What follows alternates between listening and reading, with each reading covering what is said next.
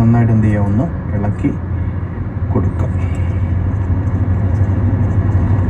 നമ്മൾ ഇളക്കിയിട്ടത് കുഴമ്പ് രൂപത്തിലാണ് ആക്കേണ്ടത്. ഞാൻ നേരത്തെ സൂചിപ്പിച്ചിട്ടുണ്ട്, നമ്മുടെ പച്ച ഇല നന്നായിട്ട് അരച്ചെടുക്കുന്നതിന് ഏറ്റവും നല്ല സൗകര്യം കേട്ടോ. പൗഡർ എന്ന് പറഞ്ഞു കഴിഞ്ഞാൽ അത് മാർക്കറ്റിൽ നിന്ന് കിട്ടുന്ന പൗഡറാണ്. ഇതിപ്പോൾ ഞാൻ ഇവിടെ നിന്ന് പുറത്തുനിന്ന് വാങ്ങിച്ച പൗഡറാണ് കേട്ടോ. അതിങ്ങനെ സെറ്റായി. ഇപ്പോൾ നമ്മൾ അരച്ചെടുക്കണമെന്നുണ്ടെങ്കിൽ കുറച്ചും കൂടി ഒരു സ്മൂത്ത്നെസ് കിട്ടും. അല്ലേല എപ്പോഴും നാച്ചുറലായിട്ട് നമ്മൾ ചെയ്യുന്നത് അത് ഫ്രഷായിട്ട് ഉള്ള പ്രോഡക്റ്റ് തന്നെ ഉപയോഗിക്കുന്നത് ഏറ്റവും നല്ലത്. ഇതേപോലെ ഓക്കെ, ഇതിനെ നന്നായിട്ട് ഞാൻ മിക്സ് ചെയ്തു.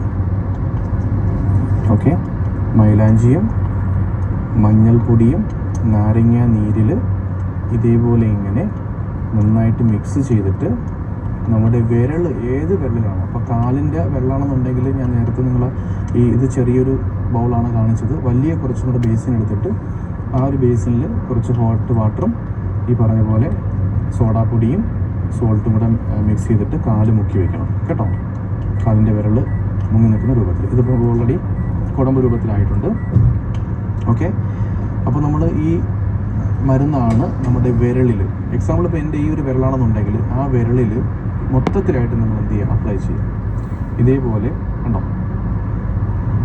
ഇതേപോലെ ഇങ്ങനെ മൊത്തത്തിലായിട്ട്. സാധാരണ മൈലാഞ്ചി കിട്ടുന്നത് എല്ലാവർക്കും ഒരു പരിചയം ഉണ്ടാവുമല്ലോ അല്ലേ, ലേഡീസിനൊക്കെ പെട്ടെന്ന് തന്നെ അത് മനസ്സിലാവും. നമ്മൾ സാധാരണ വിരലിൽ മൊത്തത്തിലായിട്ട് ഇങ്ങനെ ഒരു തൊപ്പി വയ്ക്കും പോലെ